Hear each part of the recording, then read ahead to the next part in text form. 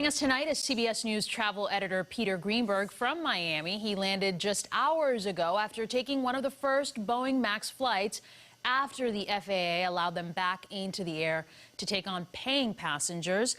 Peter, thank you so much for taking the time to talk to us. You are a veteran journalist and a traveler. What were your observations about the mood of people on board? Because we're talking about the first time taking on paying passengers in almost 2 years. Well, you had a very interesting mix of passengers today. You had a lot of journalists like me, you had aviation enthusiasts, and you had regular paying passengers. And many of them had no idea they had booked this flight. And so when the captain came on and said, "We'd like to welcome you on board the first 737 MAX to go back in the air," there was a very interesting reaction because people were sort of like going, "Really? I had no idea." They applauded. And the captain then said he wanted to instill confidence, so he brought his wife with him. The co-pilot brought her mother with her.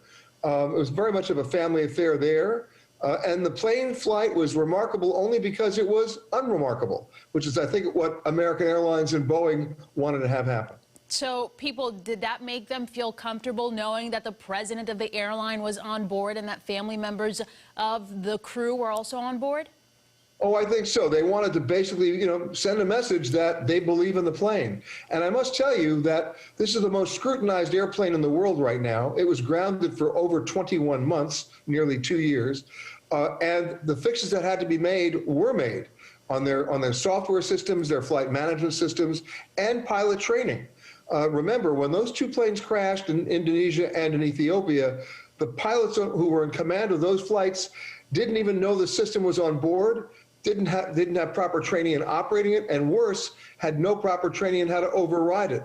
All those systems have been replaced and improved, and the captains are happy because they've been given proper simulator training in real-world scenarios. And so this plane is deemed safe for all the good reasons.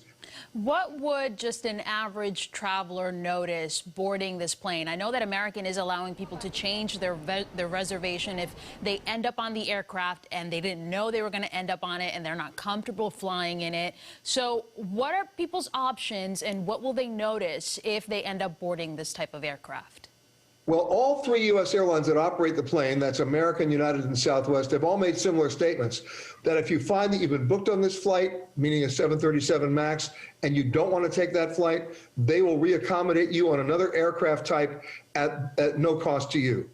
So far, we haven't seen people booking away from the plane yet, but that's probably because they don't know about it yet. Today was the first day it flew. We've known that the impact to the airline industry when it comes to the pandemic's impact has been unprecedented. So putting this plane back in the sky, how does that help bring things back to normal?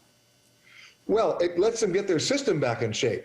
It lets them be prepared for what everybody's expecting is to be a very robust second quarter with the intersection of vaccines, widespread, reliable, fast response testing, and of course, the big pent-up demand for travel. So between now and March, they're just getting ready, but they're going to put the planes back in the system. They want to be prepared for what they think will be an explosion in travel come April.